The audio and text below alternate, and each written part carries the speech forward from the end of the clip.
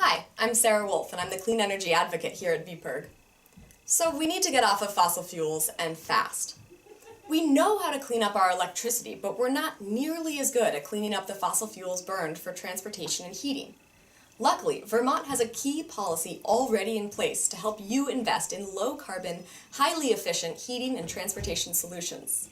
This policy is called the Vermont Energy Innovation Program.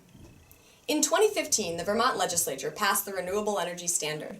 The first part of that program requires utilities to provide increasing levels of renewable electricity, starting at 55% this year and increasing to 75% in 2032. It also requires nearly 500 megawatts of small in-state renewable generation. The Vermont Energy Innovation Program is the third part, or tier, of the Renewable Energy Standard, and it requires Vermont's electric utilities to help more and more Vermonters transition off of fossil fuels for heating and transportation every year. What does that look like? Many utilities are already providing incentives for cold climate heat pumps, heat pump water heaters, pellet stoves, weatherization efforts to button up your home for the winter, and even electric vehicles and charging stations. Combined, these efforts will reduce our fossil fuel use drastically as this program continues. In fact, this policy is the single most important policy Vermont has ever adopted to reduce our carbon pollution. And that's not all. The Vermont Energy Innovation Program is expected to save money for consumers and keep more of our dollars in state. For instance, an electric car is more efficient than a gas-fired car.